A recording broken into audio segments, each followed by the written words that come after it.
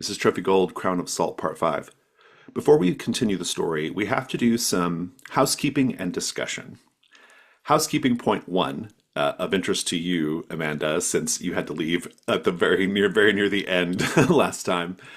We discovered in a stinger that your phylactery is the crow, and so there was a scene where your body was like catatonic; they couldn't wake you up. But then we saw you, from your perspective, flying towards your body. And so the phylactery is the crow. You can at any time send the crow ahead and look through the crow's eyes. But if you do that, your body becomes totally useless at that point, until you return back to it. So that's one thing to be mindful of, to be aware of. The second thing we need to discuss is I have finished going through the materials based off how things are going and where I think things are headed. And I think we are going to be playing this for at least 2 and possibly 3 more sessions. The final dungeon is quite big. I do not think some of you are going to survive 2 or 3 sessions. And so I feel particularly scared for Basso and Alicio, especially Alicio. I'm going to present some options to you right now that you can take advantage of if you wish. The first is, as a one-time thing, right now, you all can pool 3 tokens, and Alicio, you can lower your ruin by 1 for a 3 token spend. That's your odds. One option. Option 2, we had previously discussed this idea of escaping via the knock ritual. You had Nevin had drawn this kind of this illustrated anchor, and you were going to use that as your medium by which to do knock and go back to the entrance of the rift. I think that's great, and I think there's a way you can actually anchor between 2 points. Right now is a great point, with the immortal lobster, the remains of the immortal lobster, if you wish. That's kind of a safe space. You can do the same thing and create a portal essentially back to the beginning, which will allow you to go do Hearthfire at Saltburg. If you take that option, it will require a risk roll by you, Basso, with help possibly from Nevin and Drathamar, or whatever the scholar's name is. I forget now. I think it's Drathamar. And so that's option 2. If you want to go back to Saltburg and do Hearthfire, you can do that. Of course, you will have to pay the hirelings' burdens. You'll have to pay your own burdens. And so there's some costs there, but you can do it. Oh, so we can only go back to Saltburg if we can pay our burdens? You got to be able to pay your burdens. Alternatively, option 3, and this is something available to all of you, but may be of particular interest to Alicio right now. You can say that any of the hirelings, at any time, you can say that one of the hirelings lures you away. You return, the hireling does not, but you are fully refreshed in terms of both ruin and armor. The hireling is no longer a burden to whoever's hireling it was. That is also an option that you can take advantage of. So I want you to be aware of those things as we begin play to decide how you want to handle this. If you want to handle it all, maybe you just press forward and just see how the dice treat you, and maybe you'll survive. I mean, Alicio, if you play it carefully, and especially don't do any risk rolls, you might be able to survive for a little longer. So that's where we are at. I might just say that in chat, we have all said that we will spend a hunt token if Jazzy gives us gold. You can pay. Oh, because you have a lot of treasure, don't you, Alicio? Yeah, Alicio has enough treasure that he can go back to town and be fine. I mean, yeah. or Alicio can partially fund your Hearthfire too, right? That's also an option, right? So if that's what we want to do. But in any case, you have some options here. I will tell you that the opinion of the hirelings, Fergus and Cat Eater, want to continue on. They do not want to delay. Lieselot is indifferent. And the scholar, I need to go look up his name. Drathamar. It is Drathamar. The scholar Drathamar, he is the one who actually says to the others, no, I think it's okay. I can help them do this ritual to create this portal if we want to go back to Saltburg. I think we can do it. So that's sort of where things stand with And I that. assume that's that's like a two-way street, in which case, like when we come back to the dungeon, we can utilize that yeah, again. you can immediately go back to, without That's any useful. extra trouble, you can go back to the Immortal Lobster, We or unlock wherever the you, or dungeon wherever you shortcut. anchor. Yeah. Yeah, it's a shortcut. Yeah, Yeah. Nice. basically. So, but you do have to do that initial risk roll to create it. So, Well, at least on Cassian's side of things, I am not have not reached my burdens yet. But I might what if you spend my hunt stayed? tokens. I know, right? You could stay while they do Hearthfire. Oh, okay. If that's on the table, that's perfectly. Then I might do that. Because I'm doing pretty okay ruin wise. I actually don't think. I really like that. Where it's like Cassian would even like offer like we could set if you need to return to town, we could set up a bit of like a base camp here and just like hold down the fort while you're present. I mean, Cassian feels completely comfortable near the Immortal Lobster because it was a peaceful exchange. So I'm actually completely fine doing that if there are people who want to go back to town. Like, I will note that Alicio is the only one person who can reasonably do Hearthfire because everyone else doesn't have enough gold. I think Bazo is at 8 burdens. I'm at 5 burdens, and well, Cassian is at 6. And I think between the three of us, we have 2 gold. You can do the out of character thing where you say that a hireling lures you away, Alicio.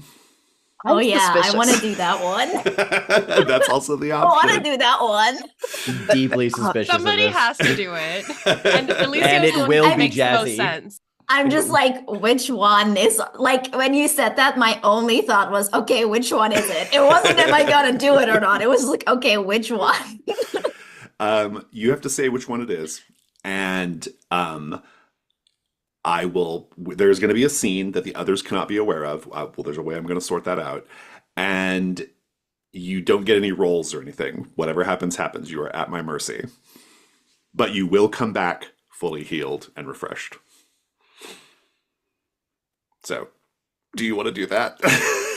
Yeah, and I just want to check with Chaotic because I feel like narratively it has to be Ferguson. Oh yeah. But I do want to check because you have a drive. I think that it could still work for you because you just need his head. Like you just need to Yeah. blame him for something, right? Like it's probably Yeah. more impacting my burden because he won't be around to. Mhm. But I think like narratively we've sort of been building up on this Mhm. one-sided Like rivalry. technically, I could like finagle a way where I don't get the head because like I just need Ferguson dead because a Well, dead man can't yeah. defend himself. This is Very also true. something you created for yourself too, Nevin. Like this was not like this was like something Yeah. you devised of your own doing. This is not like Yeah. you can change your plan. Yeah, I could change my plan. It's just I Yeah. have to find someone to take the blame for the embarrassment of King Fatmu, the 9th. And I decide on Ferguson. But however, I can blame someone else. I could blame one of you. I'm not gonna lie. So,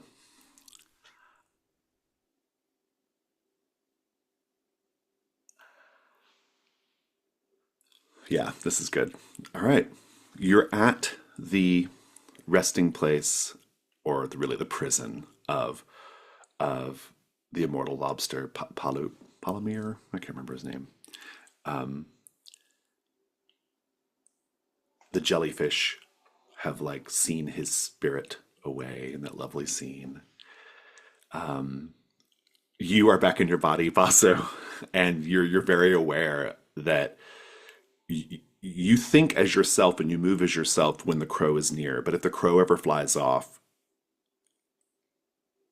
you are your body is like just a big dead weight basically that they have to deal with. So, but you're after some time, you're back. You've come to. Everyone's kind of settling in. We're basically making camp at this point, right? I'd like to take a little moment to find out what everyone does here, just as you're sort of resting, sort of at camp. What are you thinking about? I'd love to hear about your drives a little bit more, maybe, if you want to tell me that. But I just want to get a little snapshot of everyone in repose, if you will. Whoever wants to go first, please say. Sure. Oh, Oh, go ahead, Alex. okay. No, please.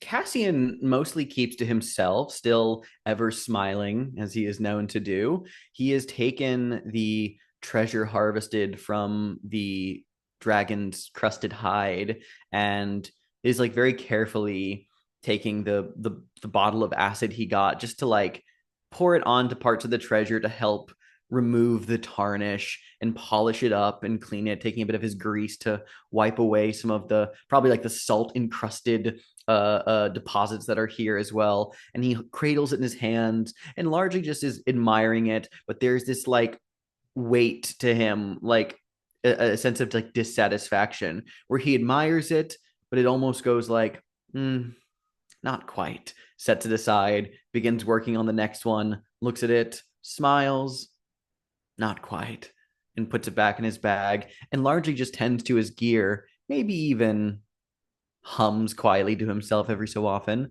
but is a very kind of off to his own thing. Bazo thought about tending to the burns on his skin, but this stupid human body is frail and flimsy, and it will just get hurt again, I'm sure, in no time. So rubs a little bit of numbing herb on it, push the rest of the herbs away, and starts to go poking around in the rest of the shell of this lobster. I would like to trade 2 hunt tokens for some gold, please, or treasure.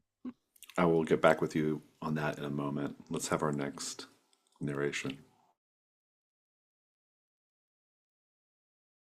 Honestly, I think Nevin is just sort of milling about, considering the sort of almost nicety of what happened to the lobster, of it being able to pass on into whatever counts for a lobster's afterlife. I don't think he ever really considered that lobsters have souls. Um, but it would be nice to just get enough money. It would be honestly this sort of dungeon delving, unlike stealing from people. It's not making people angry at him. It's not making people upset. He actually has compatriots, some of which, half of which untrustworthy, probably gonna murder at them at some point. But the other half, reasonable people. We cooperate. That's an improvement. So it looks like Nevin's not gonna get stolen from again.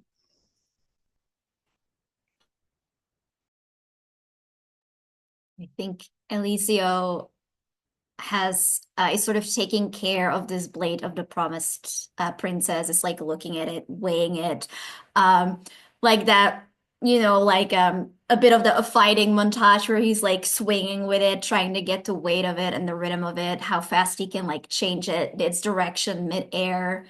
And I think while he's sort of going through those notions, I think we see like through the slashes, like we see those moments and then intercut with that same memory of that we had when what was his name? Garrick?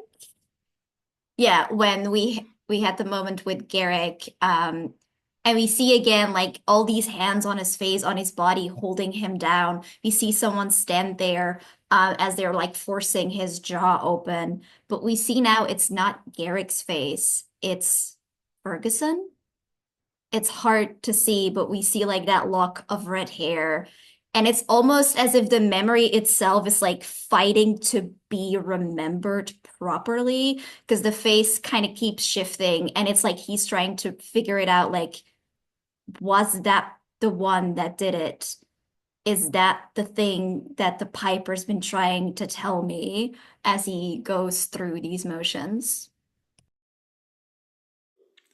Basso, you find a gauntlet made of black metal stained with blood. This is a magic item worth 3 gold. I will tell you what it does after you've had time to examine it or bring it back to town.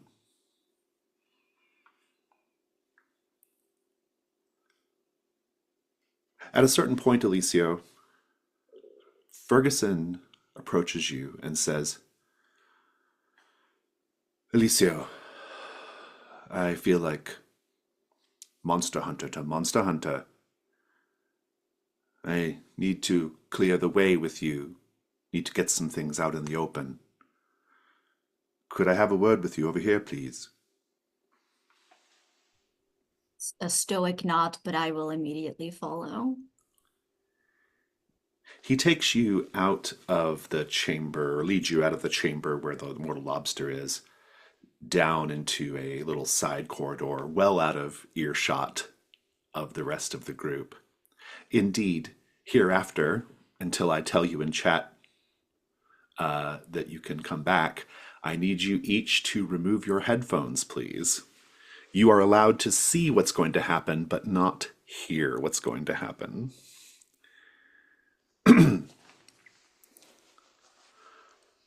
Ferguson says, he kind of gets you up against, like, he kind of puts, like, you between a wall and him, which you can tell what he's doing, right? You're not an idiot. And he says, you are the bearer of the blade of the promised princess. And that means you must go to the end. And unfortunately, you are a bit beaten and battered. I don't feel confident you're going to make it all the way. But you must make it all the way. And I'm going to ensure that you make it all the way. And he gives you a hard shove.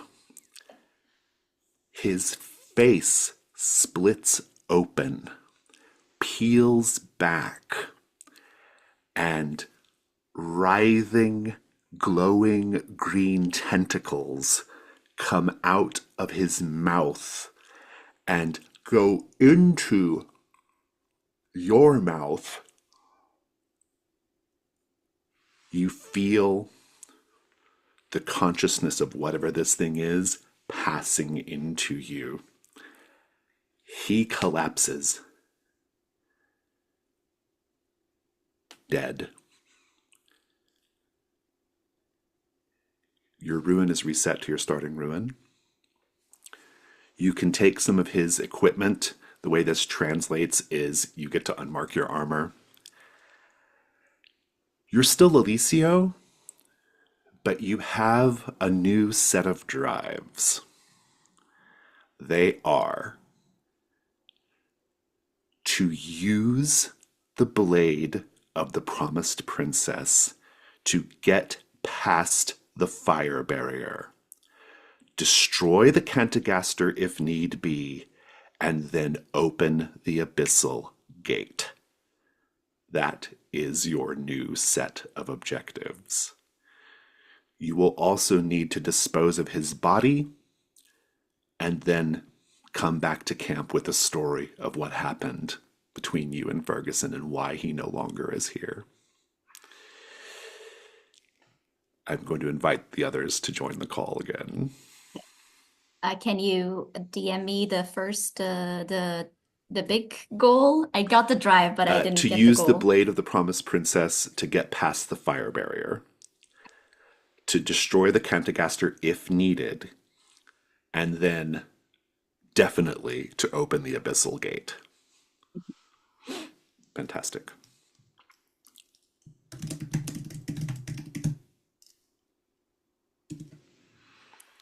Invited everyone back.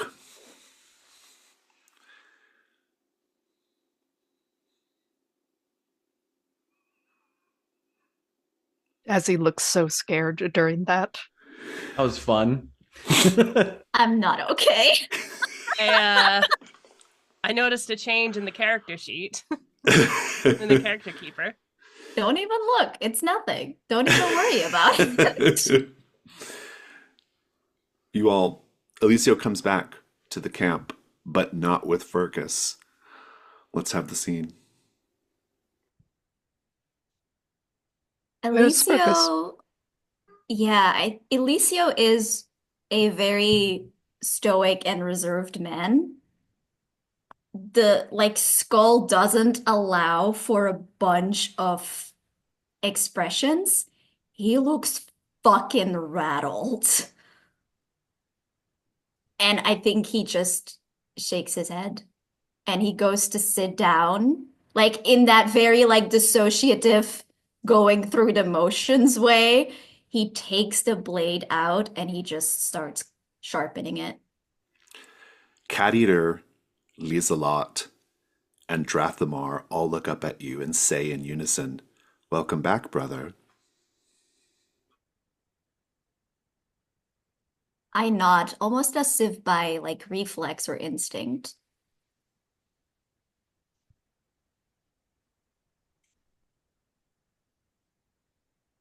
Eliseo, where's Ferguson? Gone. Gone farther in without us. No, dead. Dear me. What happened to him? "Yes, what happened?" the other hirelings say. The there's a sound of the blade being sharpened. "You still have the blade of the promised princess," Drathamar says. Yes. And And he it looks up like sharply and he says, "It is mine." and it feels comfortable in your hands? It is mine to wield. The hirelings all look at each other in a really, like, wide-eyed way, and then they kind of smile and go back to their business. And they say, "Well, it's unfortunate. What happened to Fergus? Did he attack you or something? Or was there a fight? He is very hot-headed." Aye, it looks like you've been unharmed. Tell us what happened. Have you all not seen it? The thing, the widow that lurks in the dark at the ceiling. Have you not seen it? I was not around when you encountered it, but I've heard of your stories. I should hate to meet it myself. And something Yes. worth noting is that, like, Cassian does not seem at all like suspicious or perturbed. If anything, he actually looks more like he's not paying a lot of attention to what's going on. There's still that ebb of melancholy on his mind, and he's sort of off in his own world. So he's not really keyed into anything. Lobster got you good. God, Lobster got me good.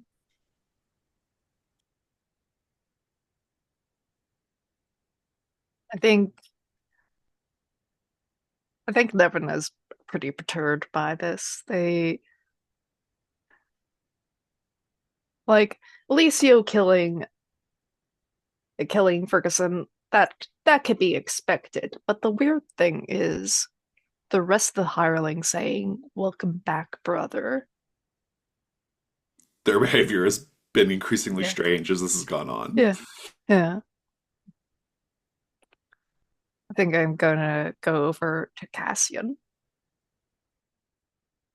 Cassian's like looking down at his own belongings that he's picking through, doesn't look up when you approach. He's definitely doesn't hear you.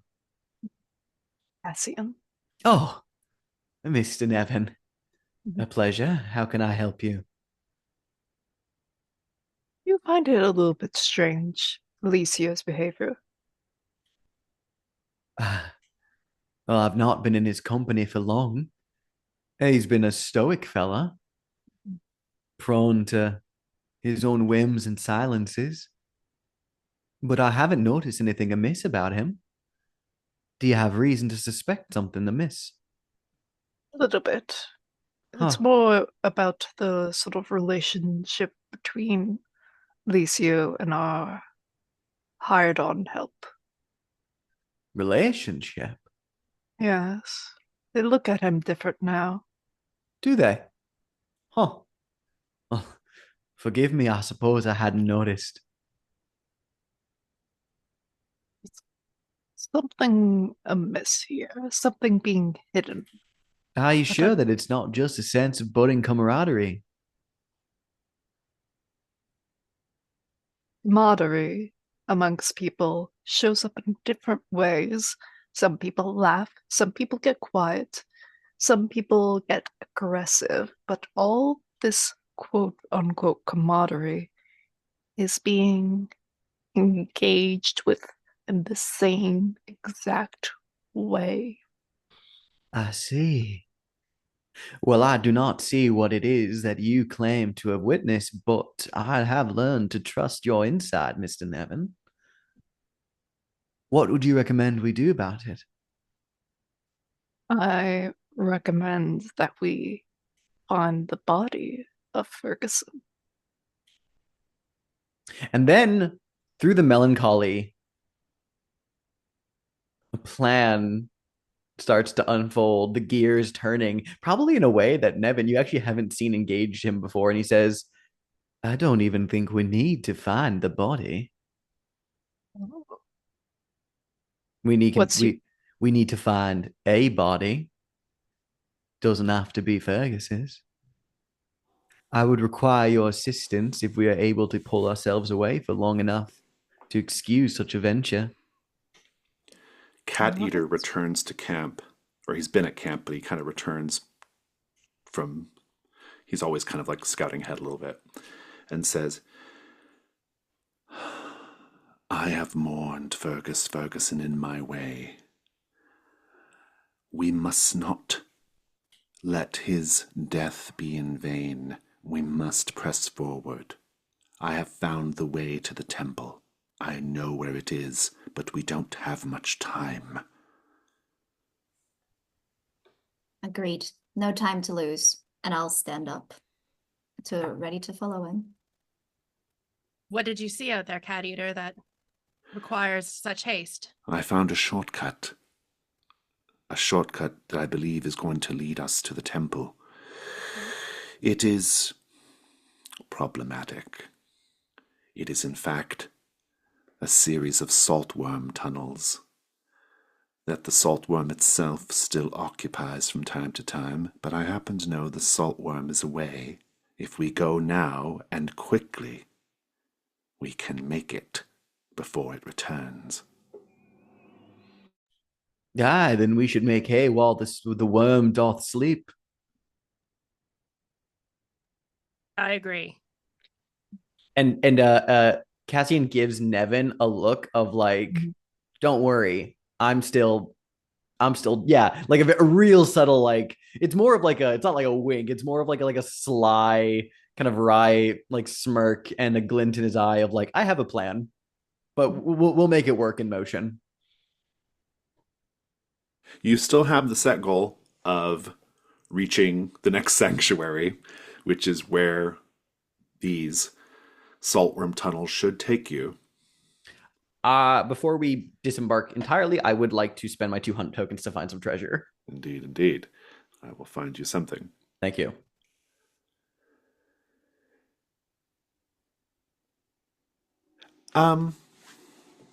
Before you leave, you find a wooden ladle. A wooden ladle is not worth anything, sadly. And after asking around if it's someone's wooden ladle that they forgot to pack back up and getting no replies, you get ready to put the ladle away, but then you realize something about the ladle. This is a special ladle. How do you know there's something magical about it? I think it's the way it's like is it like it's a wooden ladle, you said? I think it's Mm-hmm. the way it feels in the hand. There's this sort of inexplainable, it's a weight that's not a weight. There's a sort of like a substance to it that feels more like hefty in a more arcane way. Like in a way that like a place has a weight to it. That's how the ladle feels. I will tell you that the ladle was found with a clay bowl. The clay bowl is not worth anything. The ladle is magic, though, and is worth 3 gold. I won't, you can learn later what it does.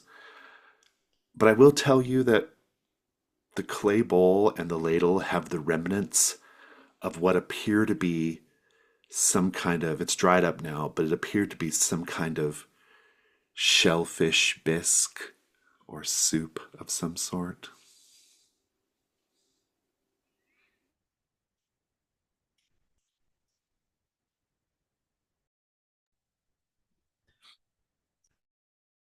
And so, you can all continue on. Everyone is pressing forward in pursuit of the set goal of reaching the next sanctuary, the next waypoint in this journey. Let's paint the scene. This is kind of a subtle paint the scene. It will require you to think very expansively. How do you know you're getting closer to this place of power, this ancient forgotten temple? The air is getting hotter. Like there's a humidity and a warmth, like a salt kiln.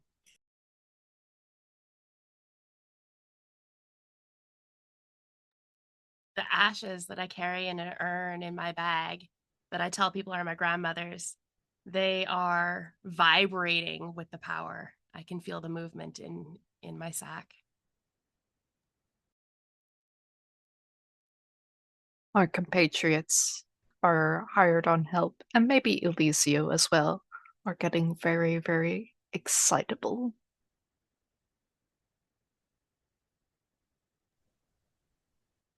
I think in that vein, the blade of the promised princess, much like that ladle, much like the weight of a place, the weight of promise in my hand, and I feel it in my bones too. As you are pressing ever deeper into your goal, and of course you're a lot of this is just kind of walking and following Cat Eater, if I'm being honest. But you have the ability to kind of break off and catch back up with the group from time to time. If any of you wants to ask questions, you certainly can.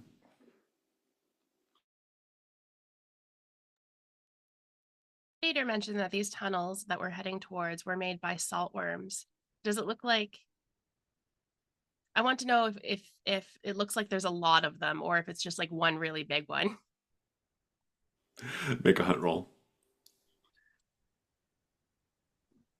I have a skill in deduction. Perhaps I can deduce I'll how take many it. worms there are. I'll take it. I got a 6. Take your token. The saltworm tunnels are very tall and wide. They're so big that you can all walk across them shoulder to shoulder, no trouble, if you wished. And they're at least 3 or 4 men high. I will also tell you that they have there's a certain roundness here that suggests burrowing. And it's just one creature burrowing. Indeed, a creature this big, there's no way more than one of them could survive in this single ecosystem. It is titanic in size. But there's just one. So there's some good news. Let that hearten you. If this creature does show up, we'll be able to hear it. Is all of the tunnel and in like most of the territory we passed through so far, is it all just like salt, or is there like stone and maybe like, I don't know, like clay or something more earthy present down here? Make a hunt roll. Yeah. I mean, I have torches. If I wanted to like examine the stonework more closely in the dark, would that help me in my hunt? I'll take it, yeah. All right, cool. I'll take 2. Nope, not a gold roll. Hunt roll. There we go. Ooh, that's a 2. It's a 2. I will tell you though, it's all becoming just more pure salt. Just a nice thick salt crust on everything. But also this. You see lots of dried up effluvia as if from the ocean. So dried up barnacles and starfish and shrimp and kelp. But of course, this is not the ocean. It's as if the ocean was belched here a long, long time ago.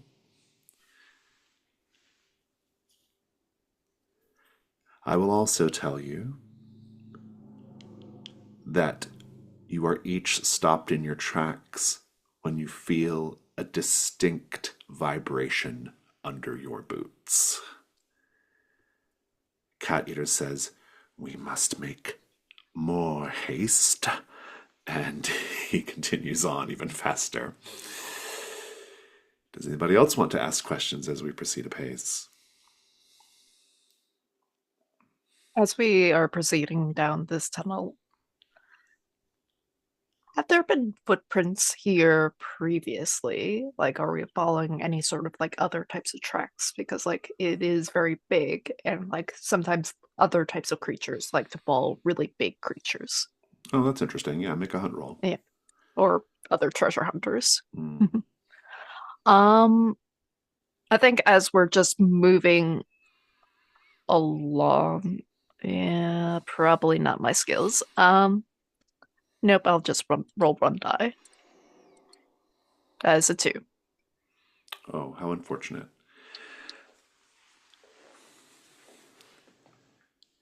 You felt the vibrations. Cat Eater hurried you along. There might have even been the dune thing, of like walk with no rhythm, that kind of thing. Cat Eater walks very lightly, so he's no trouble. It's really all of you that are the issue. But you've had some experience moving carefully across tense surfaces, such as the underground salt lake.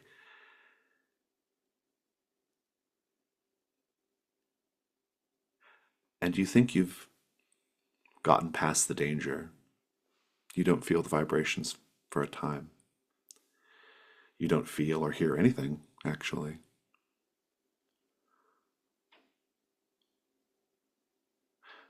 And a moment too late, the crow whips its head to the left, and the wall explodes. Boom! And the great salt worm roars out of the hole. This thing can swallow you in a single gulp, no trouble at all. We're going to take a 5-minute break and come back and deal with that.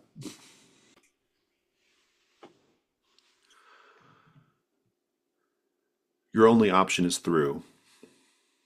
If you try to run away back the way you came, the worm will overcome you easily. If you can combat it, it's an endurance 12. It's killable in combat. Alternatively, there is a little ridge that you can try, that's just past it, that you can try to run past and dive down to safety. That will require a risk roll by at least one of you if you come up with a plan, but otherwise, all of you in your attempt to escape. So, you don't have a whole lot of time to decide here as this thing bursts forward, blocking the way. And you can only see part of its body, the part that's sticking out of the chamber or the corridor that it made. What are you all doing? Cassian books it for the ridge. Yeah, Nevin is booking it too, and I think here's the thing about Nevin. You always prepare for having to make a quick escape, so you always need lots of rope. So I'm adding as a second backpack equipment slot more rope. To what end? What's the rope for? Uh, because like since like diving off like the ridge and whatnot, I'm not sure how big it is. Like because like if it's like oh yeah, it's like 40 feet. Like oh yeah, I don't want. yeah. I mean, I think this is just part of the danger, right? Like Yeah. maybe Yeah. maybe the fall is a lot further than you anticipated. Yeah. But I like the Yeah. rope is good. It's a good like, especially if you have a loop already made, ready to hook onto something. If you're just running, if you're just trying to run past it, you're doing your own risk roll. What are you doing, Basso? I am also going to, well, considering we have in fact attracted the worm, I'm going to take out my weapon of choice, and I'm still going to book it, but I'm going to have my Yeah. my Garrick's sword out and ready just in case. Alicio? I mean, if everybody's running, Everyone this just thing is. runs. Yeah, I'm not like fighting it on my own. This is not that kind of story. I think what I will do is I'll sort of make up the rear that if they need time to attach the rope or something, I am ready to give them that time. Should that make a roll easier?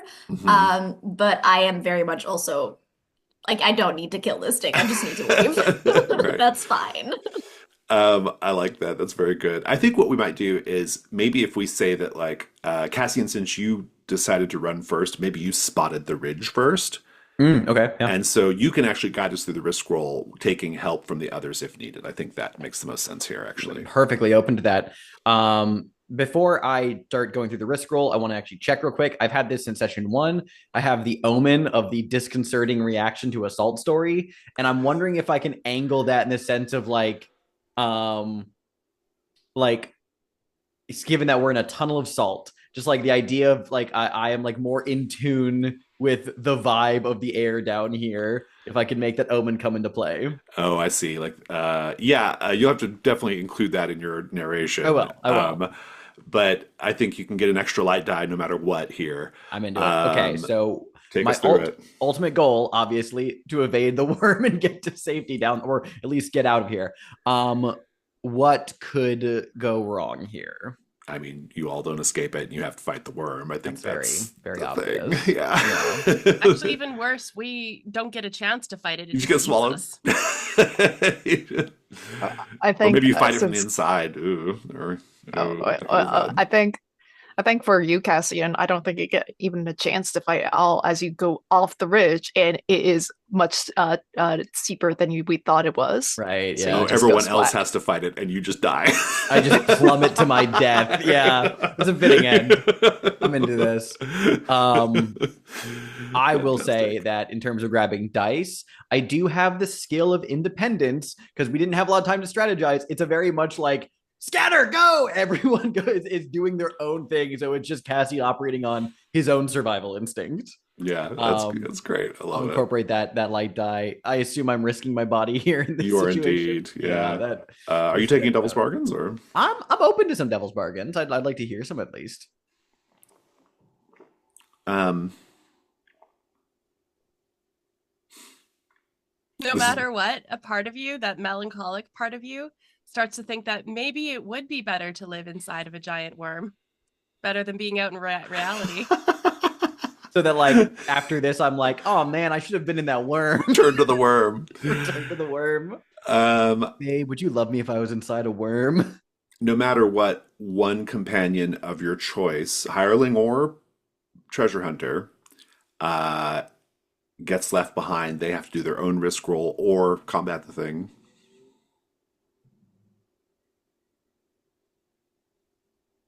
No matter what, it gets revealed that Cassian's betrothed is an enemy of one of the treasure hunters. Oh, how I'm dying to know how that's going to happen in this scene.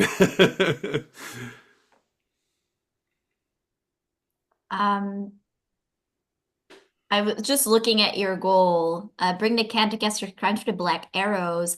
I'm wondering if there's like something branded, like no matter what, something is like branded on the worm that makes it like the black arrows are like controlling it or capturing it or like doing something Oh, with that's it. interesting. Oh, that's Yeah. fun. Like Yeah. basically, no matter what, you'll find there's a connection between the Sure. worm and the black arrows, I guess is how I should Those are all phrase it. so tasty, and I am utterly taking Jason's Ah. because that is so good. Who's getting left behind?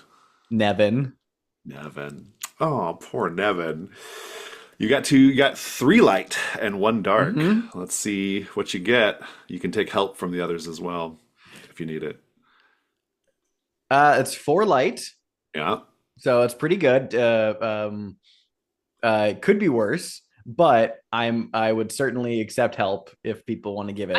I can offer help because I also had an omen Oh. from back Oh. when Yeah. that salt can alter your appearance. And I think while this thing is worming its way through all of this salt and through all this ground, it has altered its appearance to make it look bigger than it is, to make it look armored when it's not. It is actually It's smaller in frightening. diameter. Yeah, that's pretty Yeah, good. I mean, it's and probably still very frightening, but yeah. yeah, but That's good. slightly less so. So a 2-die hunt roll then? Or a 2-die help roll? That's intriguing. Mhm. How do I do that? You can I only think do you one, right? just roll it Do it twice. twice? Yeah. Mhm. A 3 and a 5. Hey. I mean, it's the same outcome. Yeah, but still, Yeah. still, I no, will no. tell you Um, the complication here is you will escape, but a piece of equipment from your choice is lost. My Oh, choice. I mean that makes sense. Yeah. Does Alicia want to try and get me a 6 or no? Nah. All right, that's fair. I just got all my stuff Yeah, refreshed. you as I said in the chat, yes, this is recompense chaotic for Obeon's cowardice. I'm tired. You little shit. I do have to say that because I rolled a 5 and I have a ruin of 4, my ruin goes up to 5. No, it does not. For a help roll, it just has to match the dark die in Alex's roll, Mhm. Oh, and it was a got you. 2, so you're fine. So you're all good. Yes, you're right. You're right. I forgot about that. Okay. Well, I'm into it. What piece of gear am I gonna lose? Yeah, let me find it. Let me look at your stuff real quick. Cassian. I'm the first one. Yeah. Yeah. You are going to lose your. You're going to lose your grease. Oh, yeah. That's unfortunate. Give us a scene though, Cassian.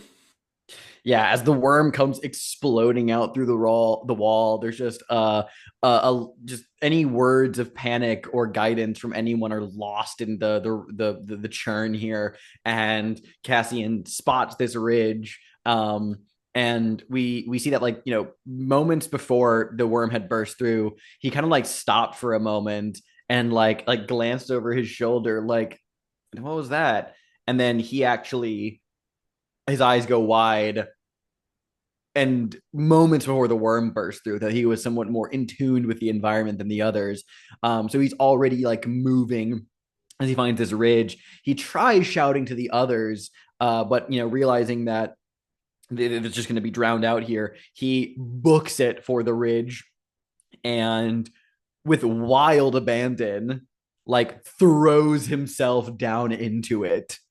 But as he's throwing himself down there, like, it's actually, it's like one of those things where you have to like press through the crevice, and then it's a descent. And as he does, like, the bottle of grease that he had wearing at his hip gets like caught, and in his, like, panicked tugging, the cord snaps. The cord was like getting deteriorated from all salt crusting by this point, and it drops to the ground, and it like just shatters and is just gone. But so is Cassian. Alicio and Basso, you get to narrate your escape as well.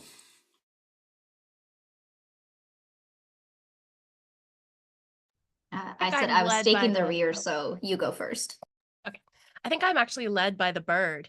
I noticed because the bird and I have a connection. When the bird's head jumps left to look at the wall right before the worm bursts in, I also do the same thing. The bird immediately takes off and I immediately take off. And I think I'm just on Cassian's heels the whole time. I think in reflex and instinct, I hear a noise, there's something happening, the sword goes up, immediately ready to fight, and then everybody just starts booking it. And Eliseo has that moment where he goes like, and then just follows. Nevin, you are making your escape attempt as well, but the worm shifts ever so slightly, and to the worm it's just a tap, but to you it sends you rolling backwards as it hits you. You can still try to get past it and escape, or you can fight it. It's up to you. What do you do, Nevin? Yeah, I think just with me being tapped by the worm, I think it's between me and the ridge. So I think I have to like run in a different way, separating myself from the party. Mm. I I think as I'm running, I'm considering several things. Um, Question. Mm.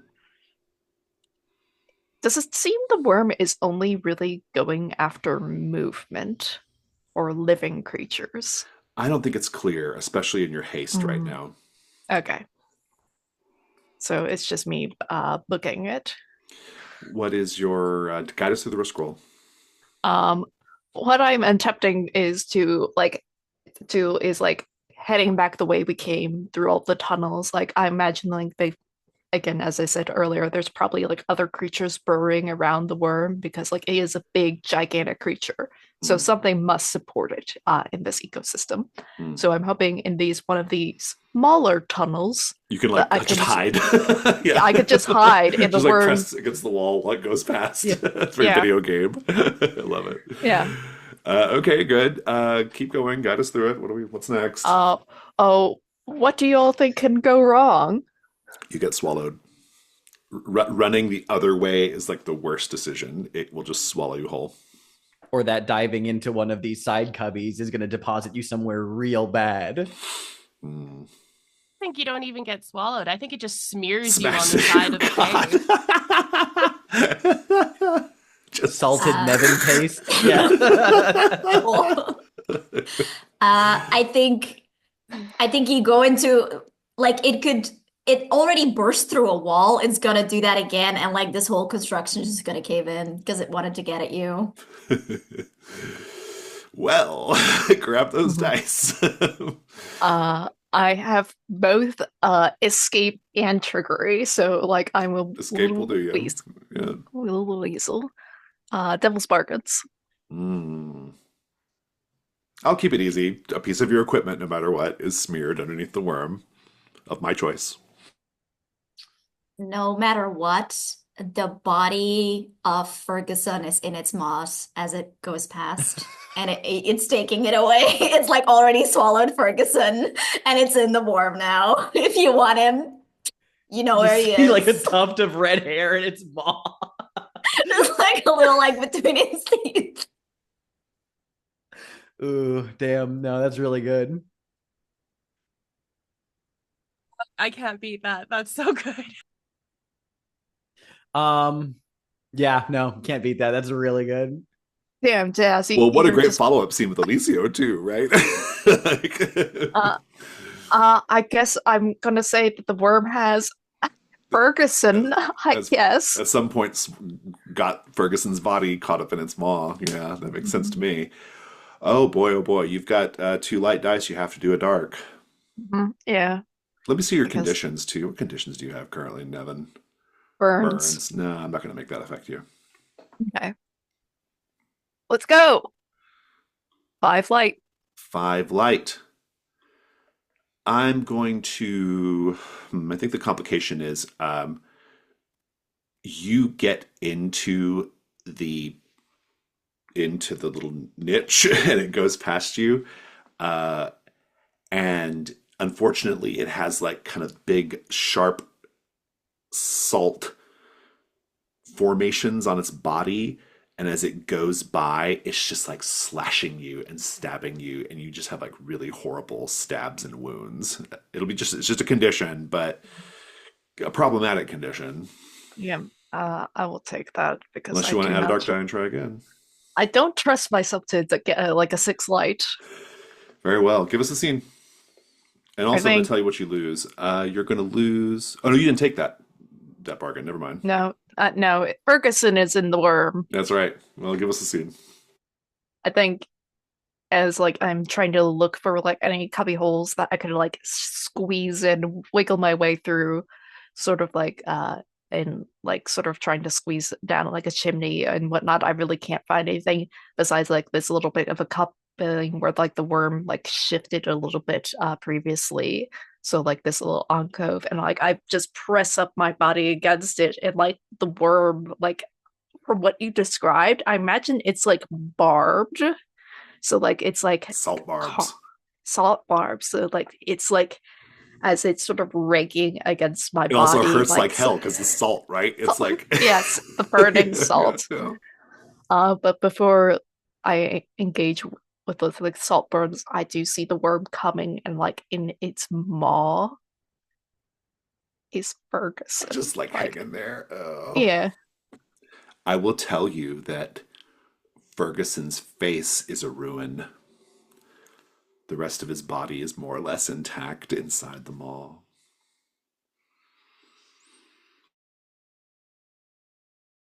Don't waggle your eyebrows at us, Jazzy. The fuck did you do? You will not believe this, but I am entirely innocent. You take salt wounds as a condition, Nevin, but eventually you can all be reunited after the worm passes. You travel for a time, and just on the other side of the saltworm tunnels, you reach the sanctuary, achieving the set goal. This particular sanctuary is the seashell graveyard.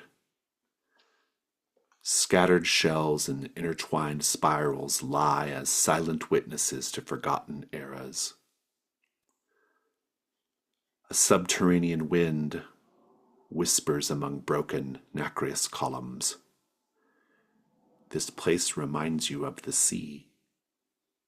It's actually quite beautiful, this seashell graveyard. It's a place of beauty. Paint the scene. Tell me how so. What does it remind you of from home? It's the way that the seashells are positioned, almost kind of like gathered around a proscenium, that gives it this appearance of like an amphitheater or just even like some performance space. There are uh, all around us shiny, beautiful bottles with messages in them, although maybe not readable anymore, but there's like this sense of, and maybe in another place we would have found it like horrifying, but here it feels almost like hopeful, like there was a last message, maybe even received or read when it was necessary.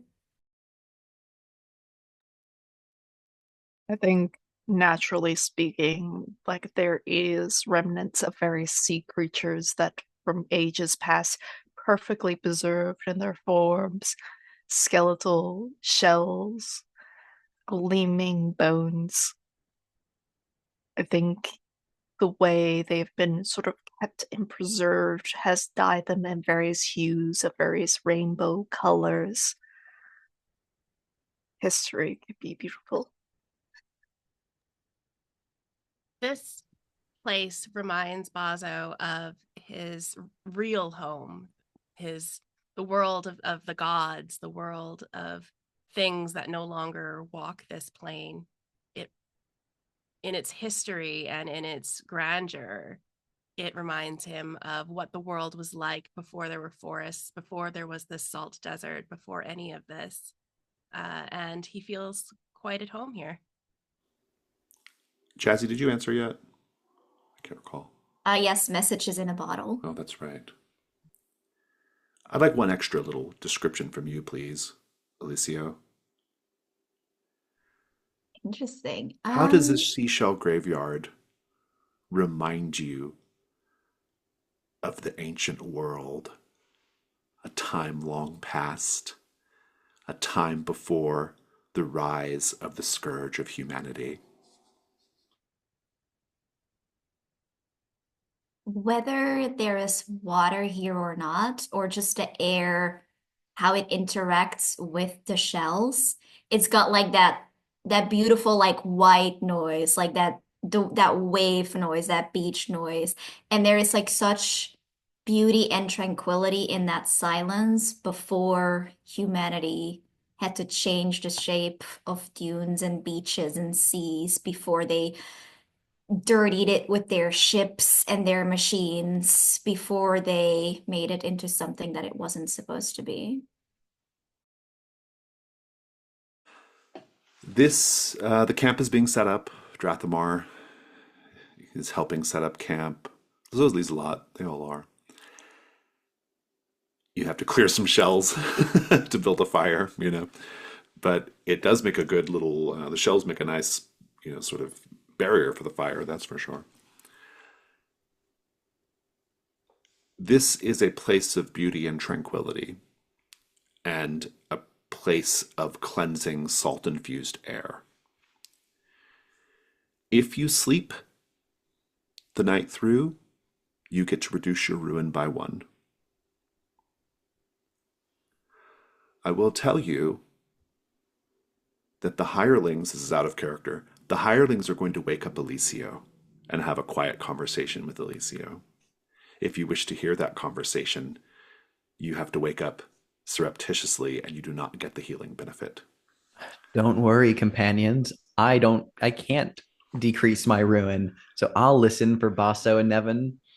Although I would like to do something before we bed down for the night, if that's all right. Sure. I think Cassian is given like the basic task of like, like, okay, walk around the periphery, do a little patrol. Just if you find anything interesting, let us know. And so he's using that as an excuse because of he is, stalking around, they're building camp in the distance. And as long as he feels like he can like do so subtly, he starts to collect like discarded bones and like shell pieces, just as much as he can get his hands on. He's grabbing like particular bones and shaped things while he's doing his little walk around. Intriguing. I would like to do something similar. I would like to trade a hunt token for a sample of the environment. Oh, you can take some of these shells from the ancient Yay. ocean. Yeah. Thank you. I think, again, before we bed down tonight, I think I'm going to have like probably 2 separate conversations with Bazo and Cassian just to share information. We don't need to necessarily roleplay it out, but I'm going to mention what I saw when the worm passed by about Fergus being in its maw. But however, the interesting part was like his face was just entirely ripped up to shreds. Yeah, I don't think the worm did that. Yeah, Cassian will even be like, duly noted. That'll be it. Well, if you're bedding down and if you're sleeping through the night, remove your headphones, please. I love this device, by the way. I am very much Cassian is lying on his sleeping mat, turned over, eyes closed, very much not asleep, listening in. Alicio, Lieselot awakens you and says, "Quietly, brother, come. We must confer on our next steps." And surprisingly quiet for all of the armor and like everything that he's wearing, he gets up and follows. Cassian, you'll hear Alicio get up and you'll see Lieselot and Cat Eater and Drathamar, the 4 of them going away from camp. They're being very careful to not make sound, but if you want to hear what they're going to say, you have to do a risk roll to follow them and listen. I'm into it. Guide us through the risk roll. Well, ultimately, yes, I want to follow unseen and be able to hear things. What could go wrong here? Well, I imagine we all know what the answer is there. What could go wrong here is perhaps you are brought into their circle unwillingly. Okay, whatever that means, sure. Or maybe they just kill you, or Yeah. they try to kill you. So, Very true. yeah. Yeah, If you have any or- thoughts, yeah. I was gonna say your silence will be bought with promises of violence and pain. Yeah, that's fair. I could once more make an argument for my independent skill. I'm good at stalking around on my own. Oh, I'll take it. I think this makes sense Yeah, in the context. Used to be a hermit. Yeah. Yeah. Am I risking my mind or body? No, not yet. Yeah. Not initially. Okay. Cool. All right. That's a 5. You're gonna overhear what they say, Mm-hmm. but Cat Eater will jump you before you can get back to your bedroll. Cat Eater alone. Okay. Just Cat Eater alone. I'm fine with that. Very good. The 4 of them are away from camp. They think no one can hear them. Lieselot removes her helmet.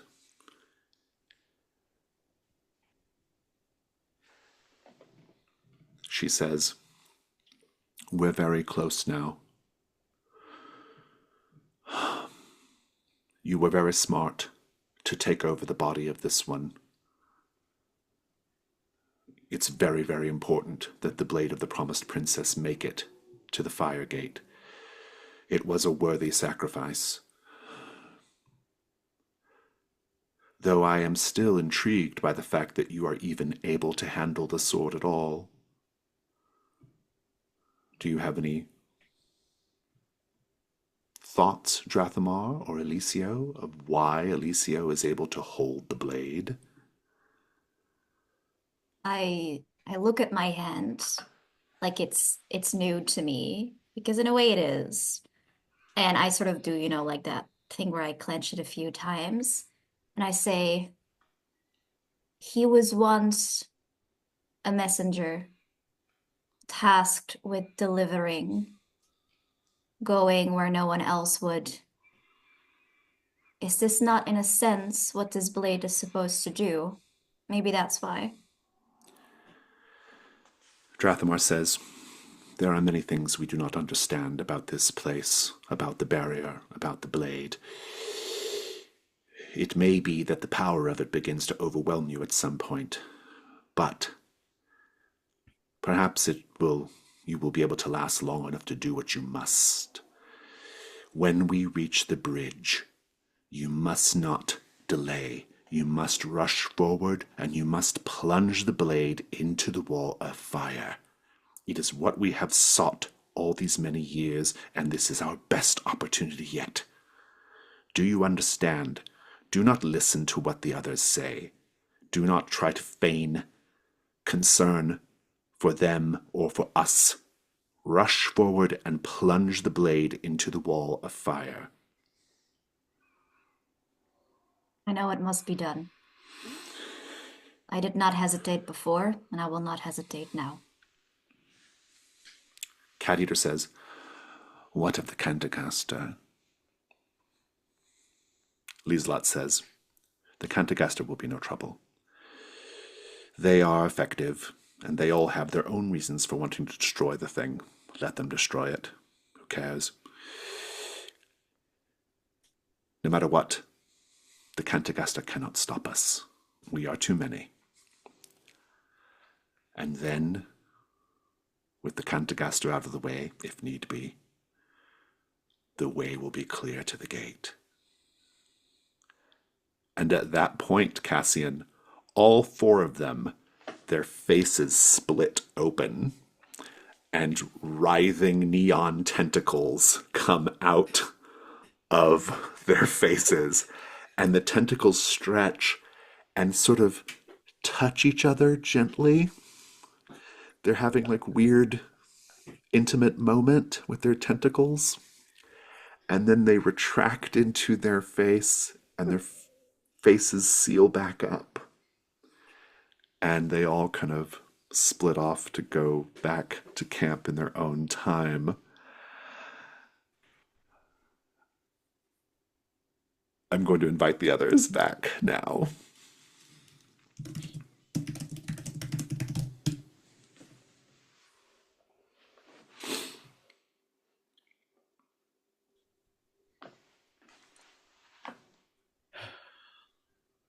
I need a cigarette.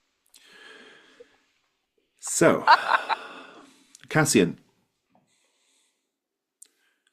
they've all gone back to their bedrolls. You are also making your way back to your bedroll, having learned what you've learned. But before you can get too far,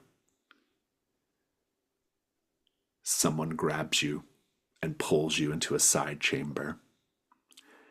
It's Cat Eater, and he has his daggers, and he says, "Oh, I rather liked you." And you're in combat with him.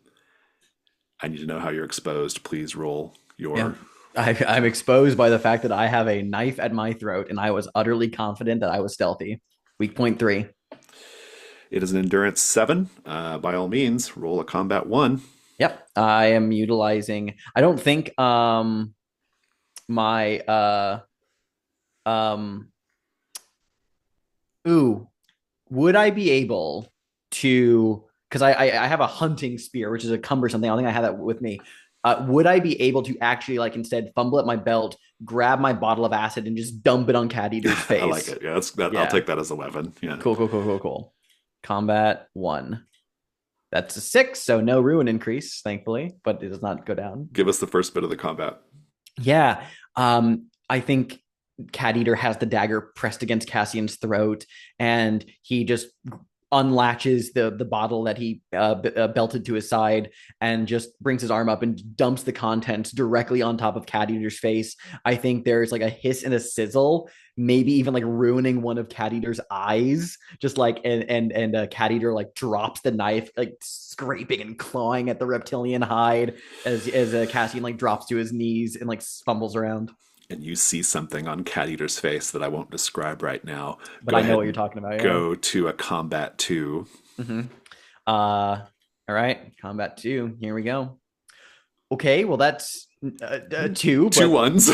but no ruin increase. Keep it going. This is just a nice. This is just a gnarly little struggle. Struggle fight. Yeah. While Cat Eater is grasping at their face, Cassian like scrambles across the ground and brings his he grabs the dropped dagger and he turns to like lash out, but Cat Eater actually throws himself on top of Cassian, like pinning a wrist down. It's struggling with the knife in hand, kind of like wrestling in the dark. I love it. Combat 3. Combat 3. Okay.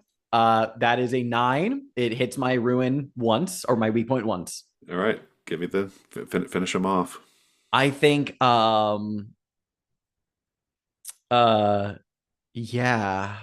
I'm not gonna mark armor for this, so I will take an injury. I think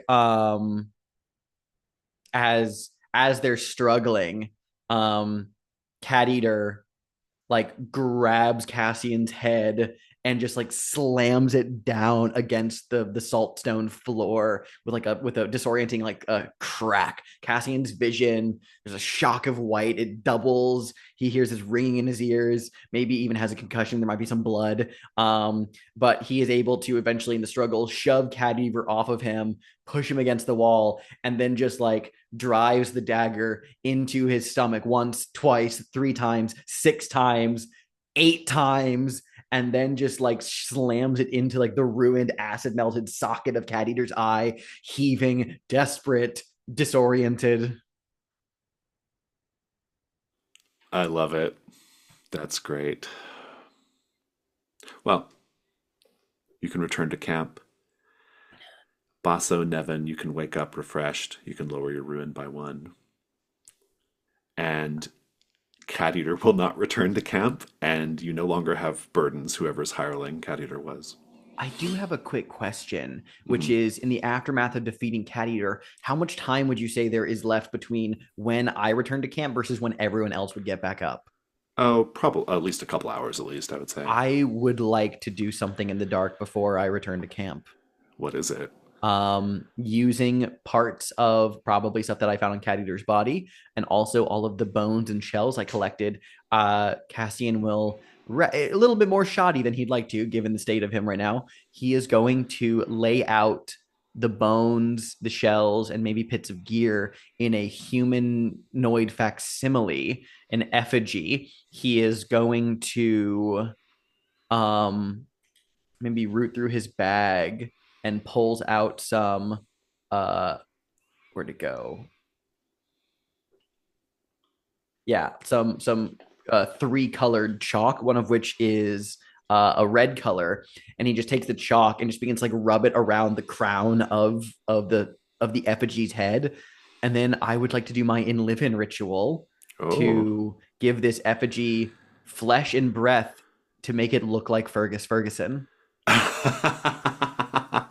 That's a very Can I try to sabotage that? I think you sure can. I mean, we could just do a contest roll.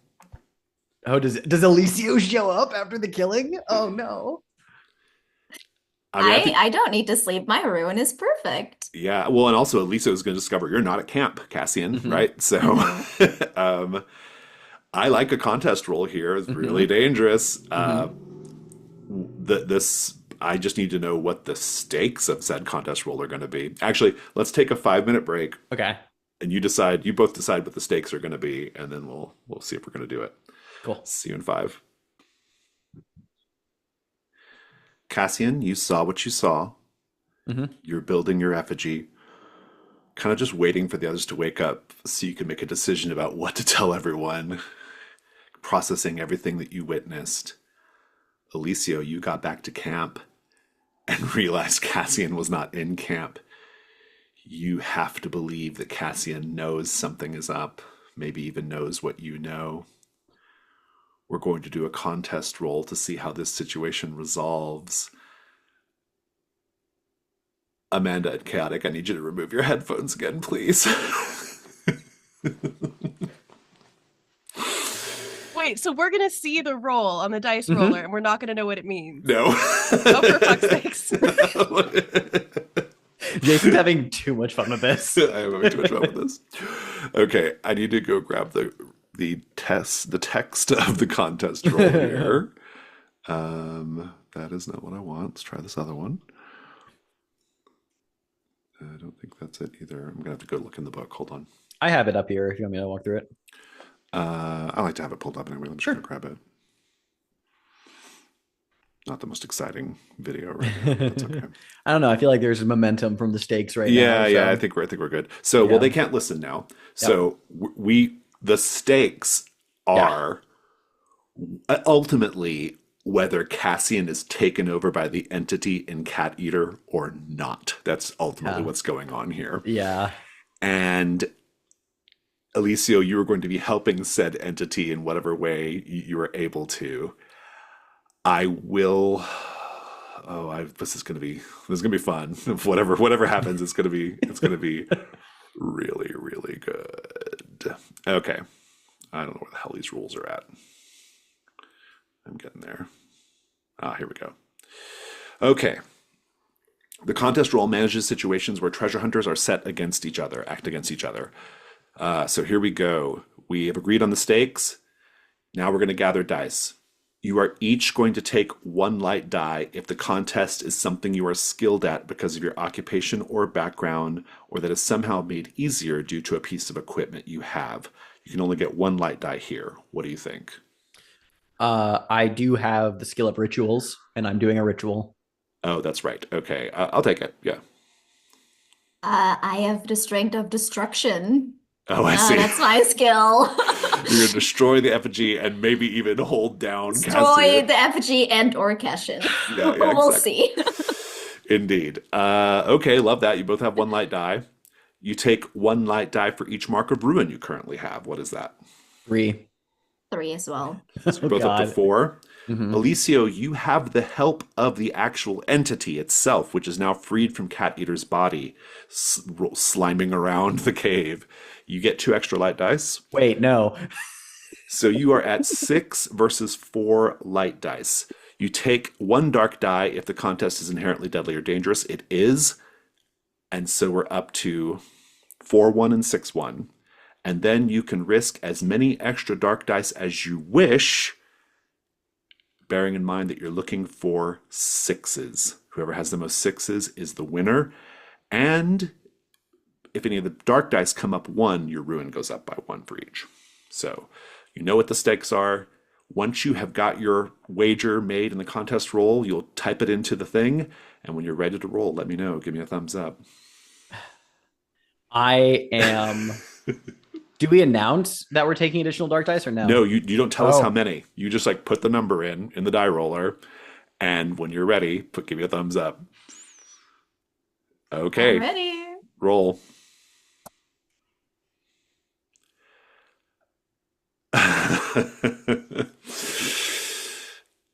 Alicio wins the contest. I would like this moment where you confront Cassian. Alicio, what does it look like? So you were making this effigy of the shells and everything. And I think you're sort of like, you're almost there. It's like the last piece of the ritual, and you feel a blade against your neck, and just the words, "You shouldn't have done that." I will note, Alicio, you both get ruin increase as well off of this. Yeah, and Yeah, I'm at ruin 5 now. I think what increases the ruin for me is I think I push you down as this entity starts to like slime up to you. And if you allow it, I sink my fingers like in your eyes and I start to like push them away so the thing can go like in. And I'm just looking at you. But I think the part of Alicio that's still Alicio is not okay with this, but it's like, I must scream, but I have no mouth. So I'm just standing there watching this as I peel away your face so this Oh thing my can God. slide inside you. Wow. Hey, it like fully slithers into Cassian. His legs are like kicking wildly. His body enters like these like spasms. And then there is a sudden stillness as he just goes completely like limp.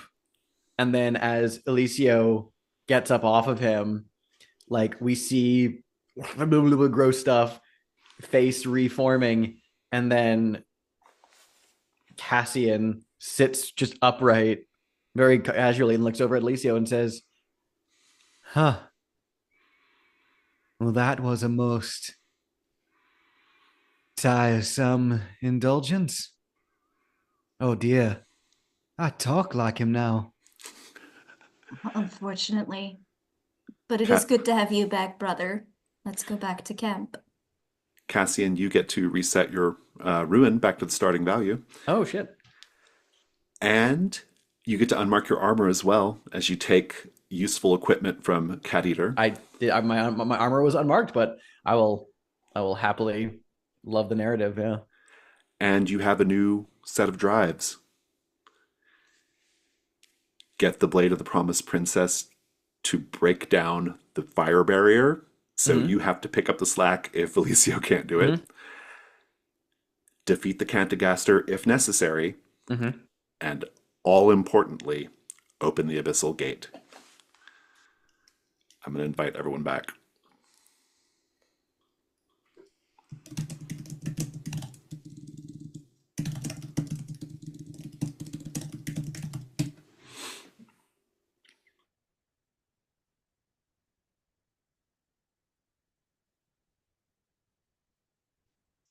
Thank you for your patience. I wonder what that was like to watch. Oh, the three of you were all going like this at the same time. It was a lot. Basso, Nevin, Alicio, Cassian, you all wake up feeling refreshed, feeling good, ready to go. No sign of Cat Eater, just Drathamar and Lieselot. Lieselot says, "Has anyone seen Cat Eater? No. I didn't think he was already scouting ahead." He tapped me for watch in the night. I traded off with him as we agreed. Is his pack still here? It's not. Drathamar says, "Perhaps he just wanted to get an early start on the scouting.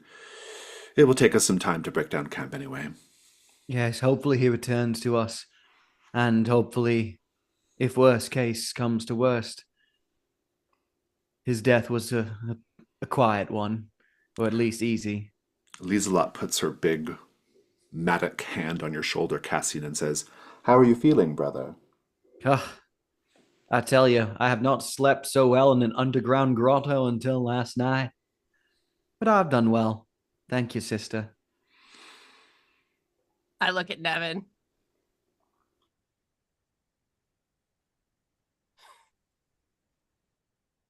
That's it, And just a look.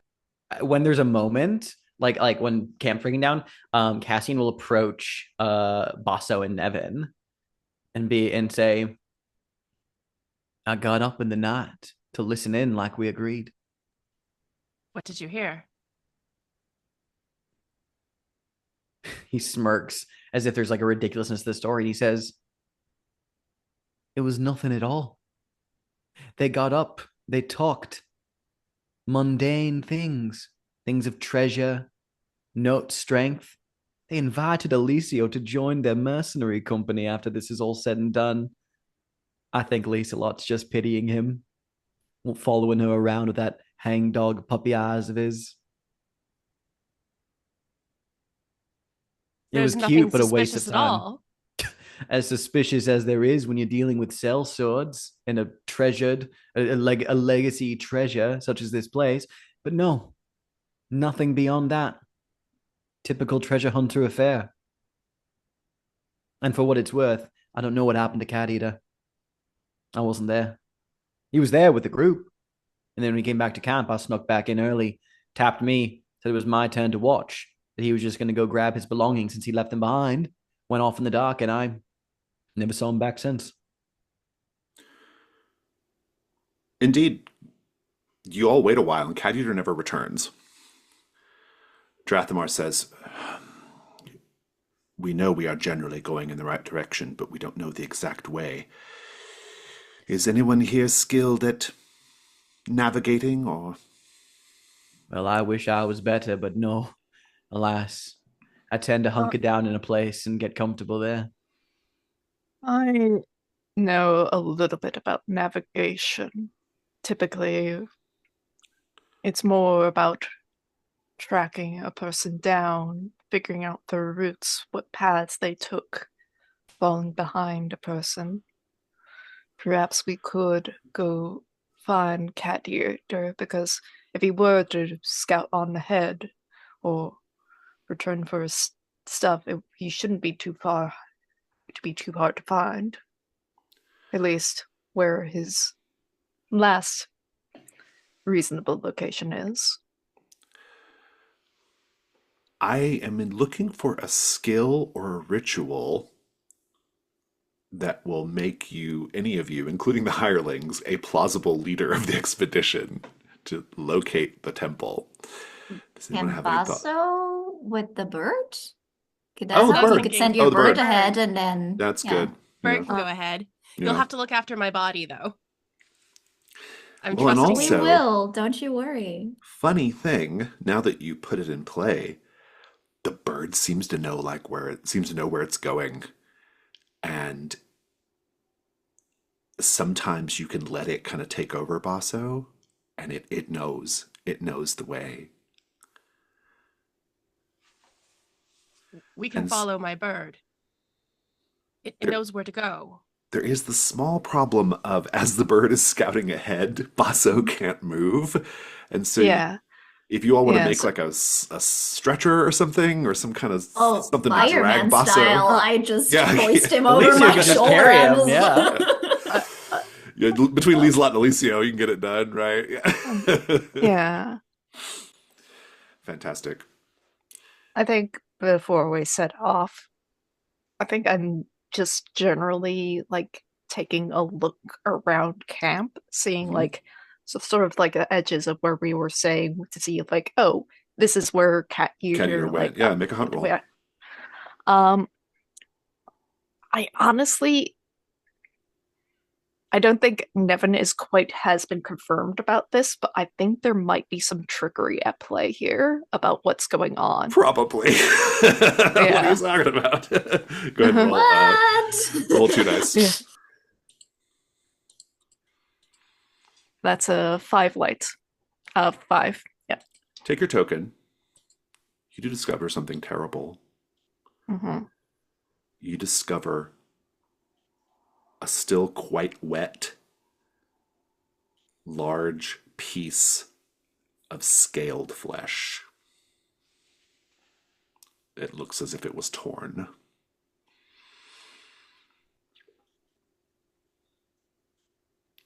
Finding the way is no trouble. because the bird knows the way to go. Cat Eater might have been following the bird this whole time, for all we know. You have a new sickle to reach the temple. I want to take a 5-minute break. We'll come back and proceed apace with that.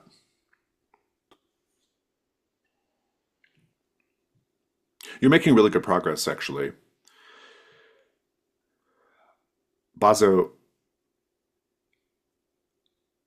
how does it feel whenever the crow is honing in on the right passage to take? Like, how do you know you're getting closer to the temple? I mentioned before that the ashes that I keep in my sack, they vibrate with the power. And I can feel it almost when I get closer and closer. It feels like it's almost levitating in my bag. I mean, there's not a lot of room in there, but I can feel sort of a lightening of the load. And it sort of feels the same thing, but in my psyche, where I don't feel quite as burdened. It feels like going down in ruin. When it feels like getting closer, it feels like the solution is at hand. We almost have it, a sort of relief. And that's how it feels when the bird gets closer. Yeah.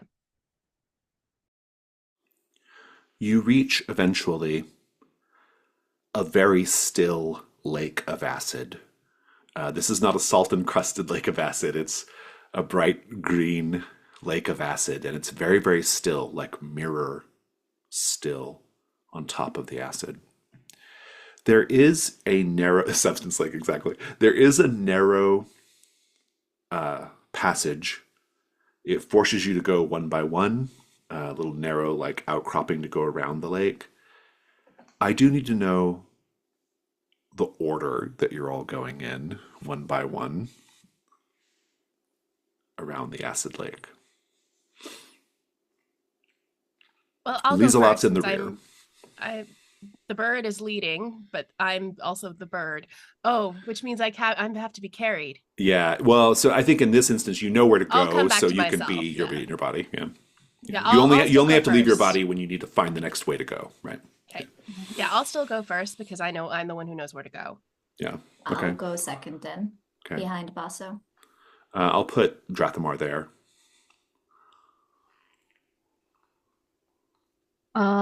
I think I will hold back uh behind with Cassian just to talk to him some more. Yeah, happily. Let's have that moment. Yeah, little quiet conversation between the two of you. My, the wonders of the deep. They are all ever revealing themselves, don't you agree? Yes. Something on your mind there, friend? Yeah, so just a sort of a turn of phrase. Just sort of the idea of being brothers in arms, sisters in arms, sort of camaraderie, as we talked about the other day. He smiles and nods. Can I tell you a secret, Nevin? Yeah, The big sure. woman scares me something fierce. I figured I'd be on her good side.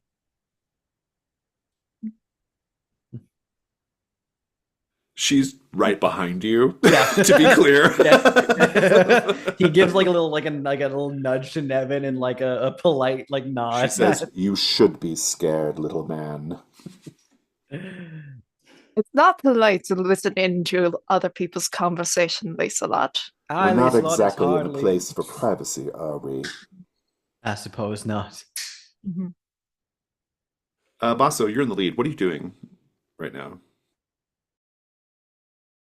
I think I'm going pretty slowly, but I am carefully putting my weight down at each step, making sure that this narrow passageway isn't going to collapse into the acid.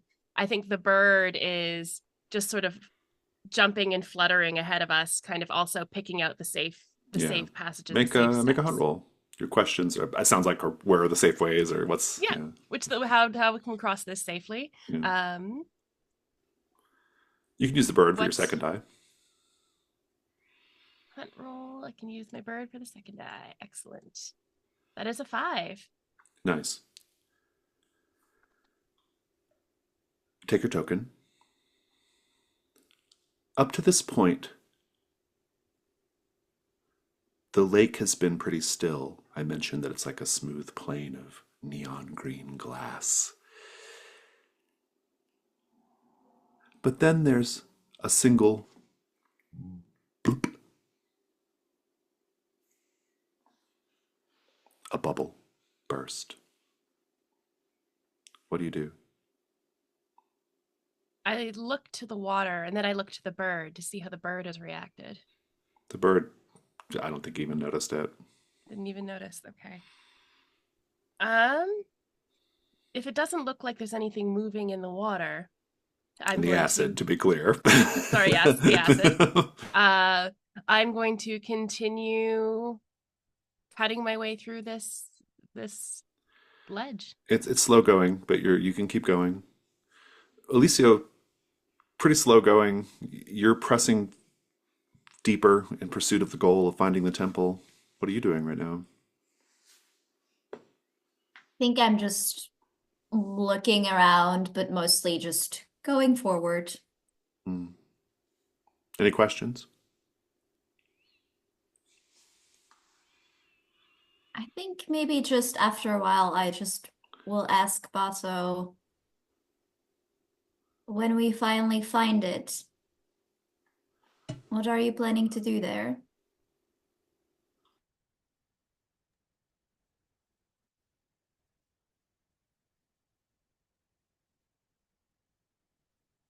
Whatever needs to be done. We've come down here for a purpose, and I intend to fulfill that purpose. Yes, We're here to get treasure, and I'm going to get it. I'm sure you can understand that. Is that not your goal as well? it is. We are here for the Cantagestra, aren't we?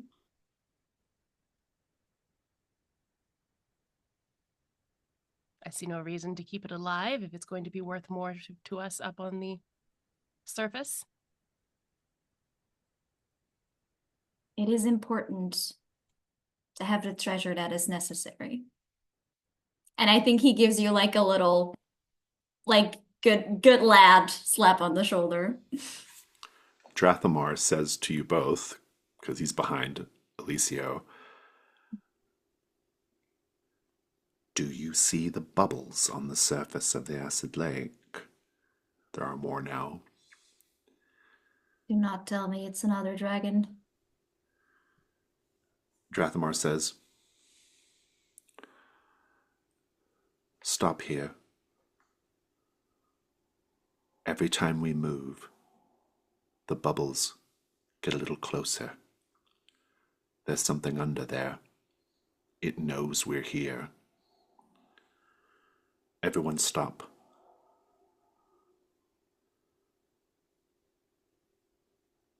I don't know what we should do now that we've stopped.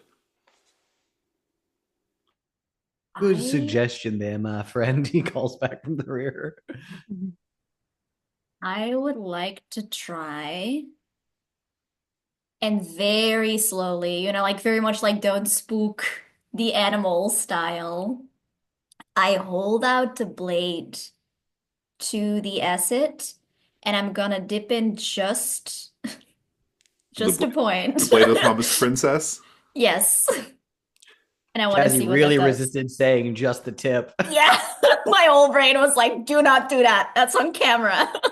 Upon unsheathing the blade of the Promised Princess, there's an explosion of acid from the lake. You all get sprayed by it, and you take an acid burns condition. No ruin increase, but just acid burns. There is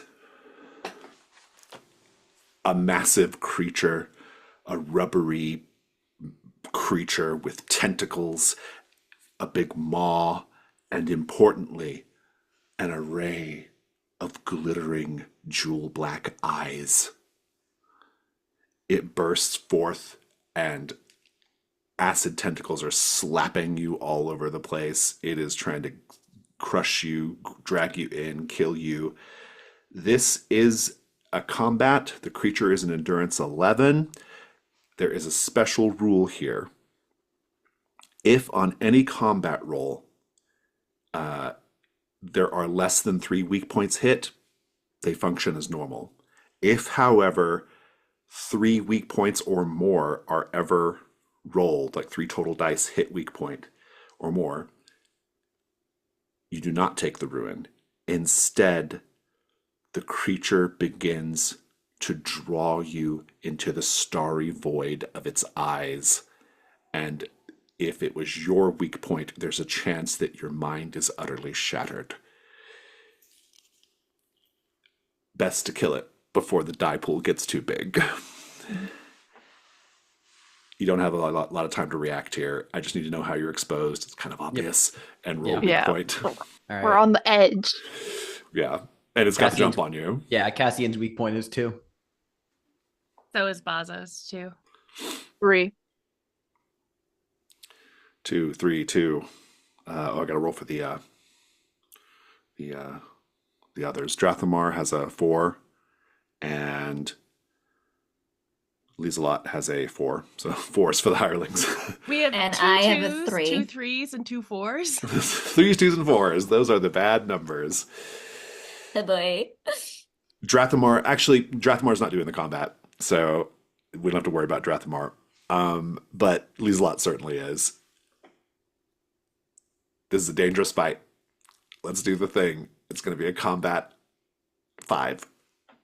Eliseo, since you drew the Blade of the Promised Princess, the exact wrong thing to do in this moment, go ahead and roll combat 5. I cannot make a correct decision about this statement. I cannot do it. Combat 5. Yep. Well, You killed it. That's good. we did it. 6 and 5. Who got hit? Whoever had a 3. Me. Nevin And Nevin. Eliseo, yes. It's not too bad, all things considered. Yeah. How many weak points were hit? Just the 1? 2. Okay. But, oh, no, I mean like the number of dice that came up weak point. Only 1. Oh, 1. Only 1, yeah. So the void stare didn't happen, but you are getting thrashed by acid-soaked tentacles. Let's keep it going here. Cassian, you're first. Yeah, Cassian, after getting drenched with a bit of acid, drops to the ground, writhing in pain for a moment, but is able to get his footing, grabs his hunting spear. I think we see like a tentacle like lashing out and grabbing along, like fumbling along the edge here, like bits of the ground like crack and crumble away. And almost like he was defending a castle against the siege. He's like just like stabbing down the tentacles to get it to like stop grabbing and tearing chunks of land away from them. Paso.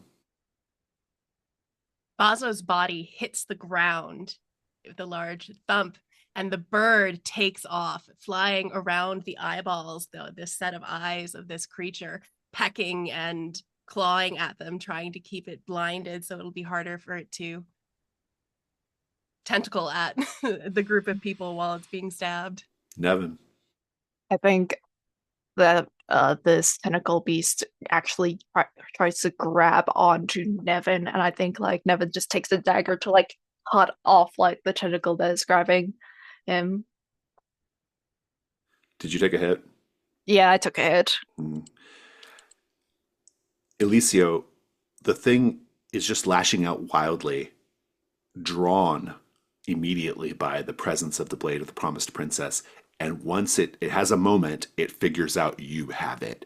And it turns all of its focus on you. And you see that array of glittering black eyes and that maw. And the maw is also glittering black. And indeed, the eyes in the maw, they look like the universe. You can see stars, you can see galaxies inside the blackness. But finish it off, please. I stand there with the blade out. I look into this darkness, into this universe.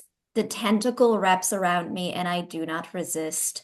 I let it pull me up in the air. It tosses me up, maw right open. I'm falling. The blade turns. I get snatched up for a moment, just silence, and then the whole thing, it's exploding from the inside. With the blade like right in it, I have like pierced something inside it that is attacking itself. It's like convulsing, and I get like whack, like just belch out. I do like a little skid in like where it's safe, the blade still. And I'm like covered in acid and slime and gore, but the blade is pristine and beautiful. Fabulous. Let's see how many of those glittering black void eyes are able to be recovered. Cassian, roll gold 11.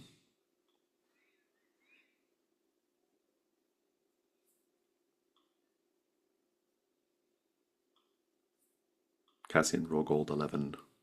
Oh, that's me. For some reason, my brain does not process my name as Cassian. Yes, thank you. For some reason, I thought you said Alicio. Yeah. Gold 11. Mm. 1 gold.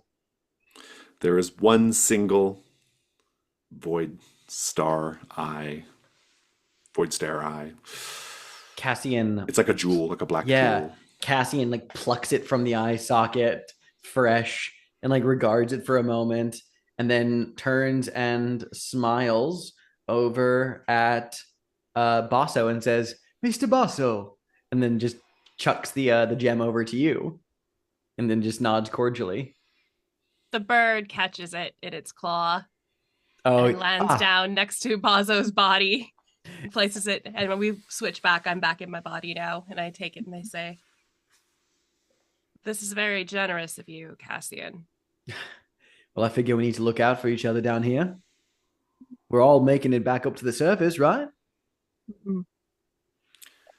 So, every time we've drawn that particular blade, some sort of monster has come after it. Perhaps it should stay sheathed. And every single time we have defeated it.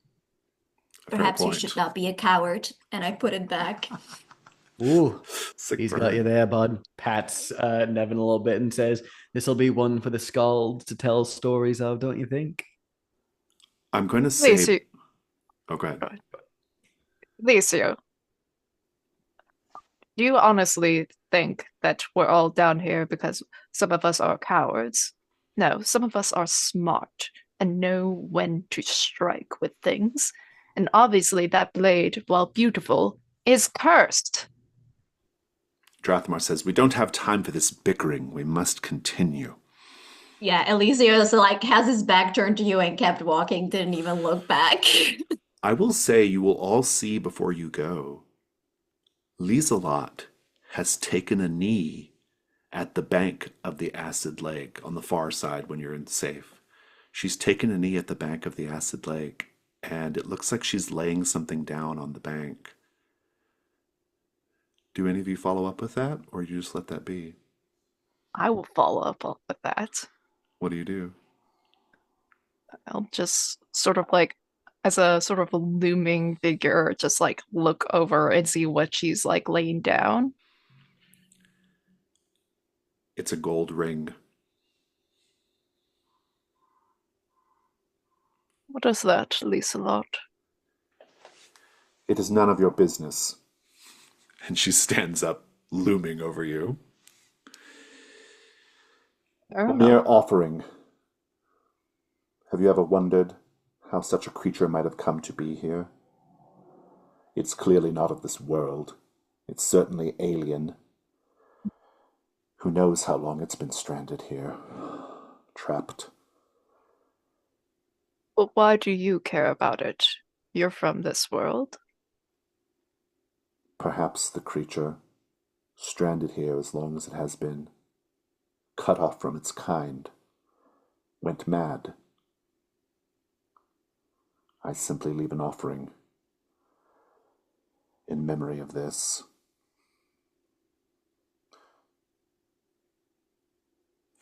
And she walks off.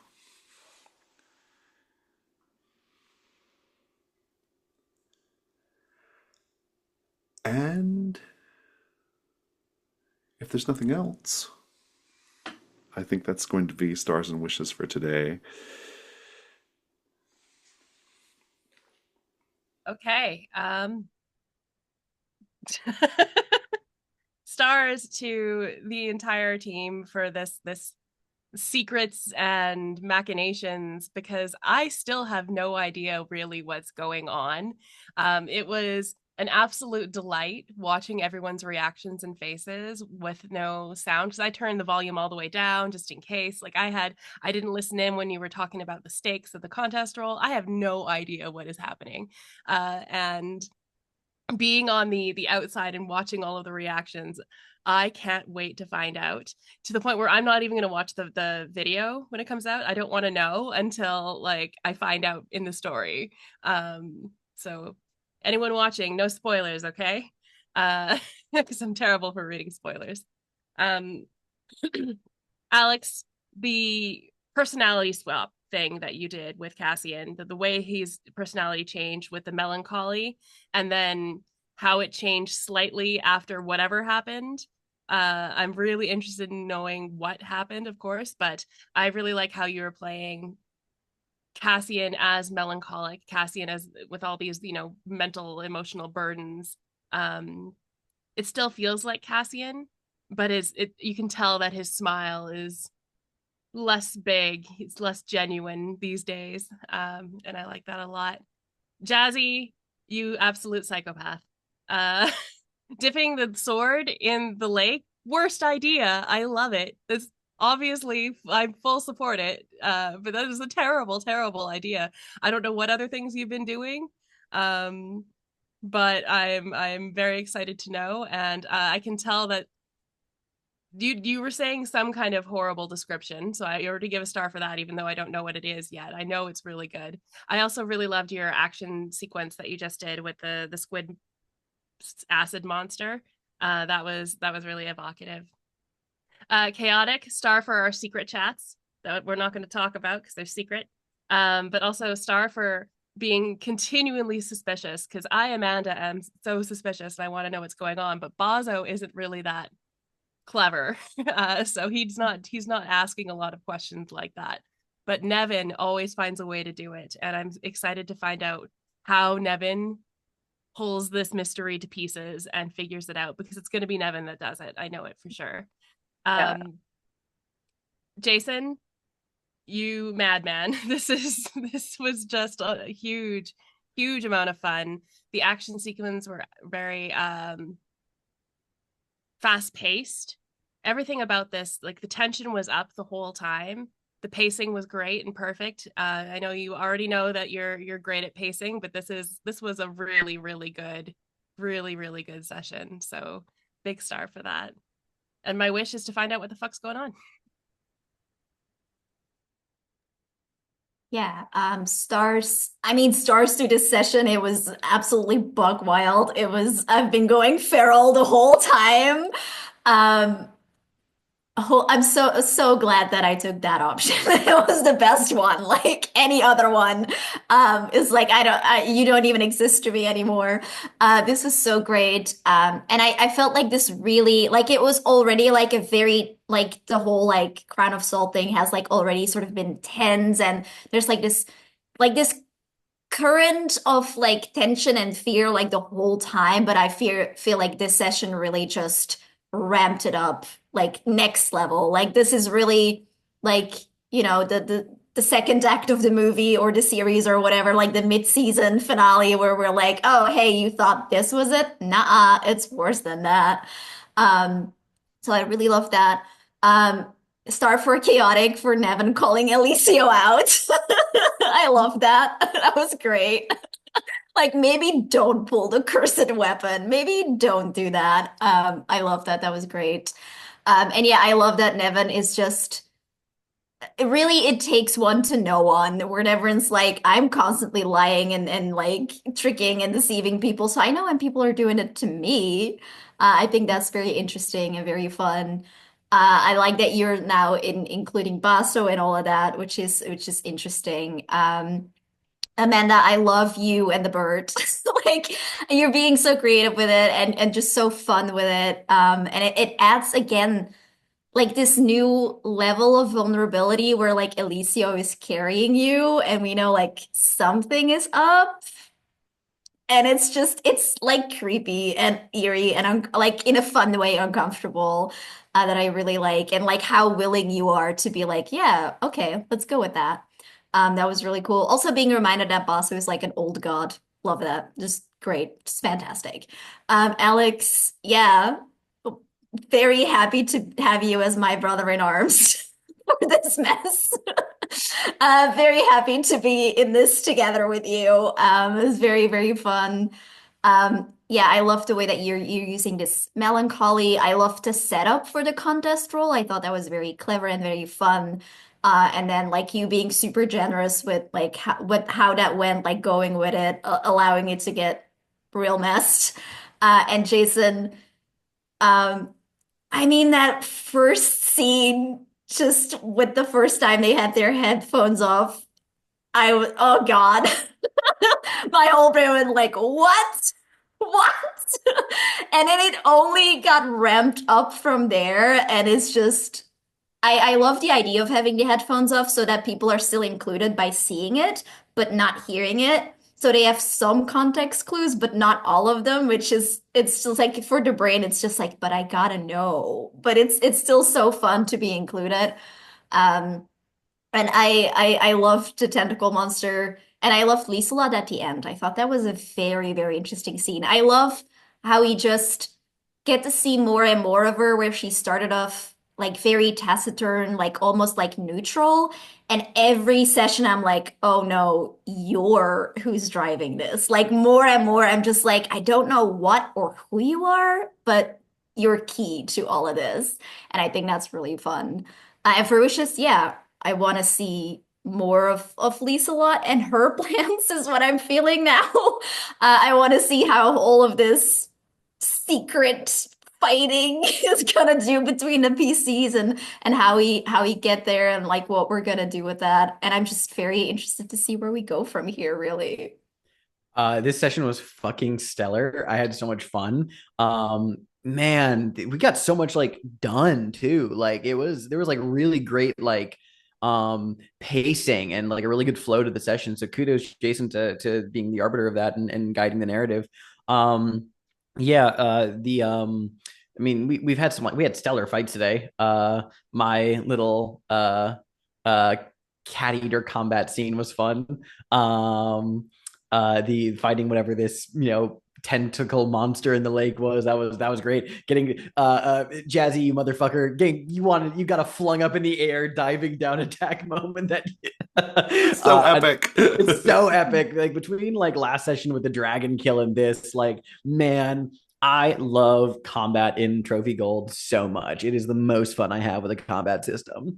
And yeah, like Nevin and Amanda, stars to you guys for being such team players the multiple times you were instructed to take off your headphones. And it was equally fun watching your facial reactions to not knowing what was going on. But also you guys are just such skilled role players and engaging with the dramatic irony of like, something's amiss, but we don't really know the details. I don't know, it was just great. I had a really fun time this session. I'm really looking forward to reaching this final dungeon and seeing what terrible things are going to happen there. And yes, Chaotic, keep your eyes on your own character sheet. Thank you very much. I it's in the doc. It's for free game. I started scaring Chaotic by making little changes here and there. Yeah. Go ahead. Yeah. I do know a little bit about the module, but like I will only use what has been revealed to Nevin and as me for the game. So like any conversations with my headphones off, I do not know. But however, some things like I don't know where it fits into like serves of stars and wishes, but like sort of like questions that have been raised is like why is there all this ancient sea life buried down here? Like, did it come from down here? Why are these like ancient guardians from like a different dimension doing down here? And why do we keep on killing them? Why what sort of attachment does like our hirelings have to like this place? Because like it has like emotional resonance when it really shouldn't, because like as far as we know, they are normal people, normal folk of the world. So like putting like artifacts for like these supernatural entities, it really shouldn't be a thing. What the fuck that have they done to Eliseo and Cassian? Uh, can they be saved? Is Cassian just getting blackmailed, or is like he possessed? I don't know. Should we kill the Cantergaster? Because I don't know at that point. Because That was I, an open question from last session, right? We yeah, got to introduce this yeah, idea that maybe the Cantigaster should not be killed. Yeah. yeah. I because like with how often like everything down here is aggressive against the promised princess, it makes me wonder, why is it called that? What has been promised? Is it promised from the princess, or is the princess been promised to something What does the else? crow know, right? Yeah. What Hmm. does the crow know, and what does the crow want? Is the crow on our side, or is it on the side of like these are the hirelings?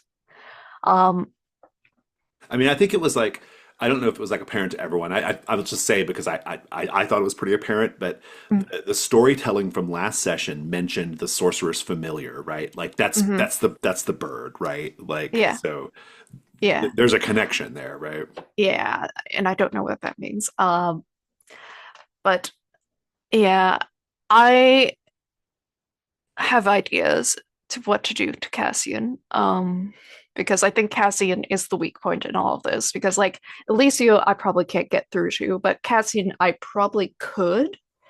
And failing that, I know what to do with Basso. We've made plans. Secret plans. Uh, just but like God, a sort of wish is I wish I'd gotten to hear what was going on for the majority of the session, because like I've just been like do do do do do having my snack. Oh God, they're making faces. Um Also, fuck you, Alex, for tossing me out on the wind for my behavior in a different game. That was so fucked. Um, I stars for yeah, I'll second the star about the way Jazzy and Alex, the way you like changed your role play. Like you changed your role play in a really particular way that was effective and fun. So really quite enjoyed that. Love the way you described Amanda Basto's connection to the bird. Like I find this really fascinating, and I like the way you described like the kind of this sensing it and stuff. Um, I like chaotic that I like that you have been the suspicious one and that you are like very suspicious of what's going on and you are the one who's like trying to like keep an eye on things, but you can kind of see that it's whatever's happening, it's kind of getting out of your hands. And it just connects up so nicely with like obviously the strange behavior of your companions, the fact that Fergus and Cat Eater are gone, and and Lieselot's very strange behavior, right? Like that's all really interesting. And there's something really fun about like the fact there's like a lot of dramatic irony going on, right? And so Amanda and Chaotic, you know some things. Alex and Jazzy, you know even more, and I know everything, right? And like it's like there's something kind of fun about that, that sort of like that unequal distribution of information.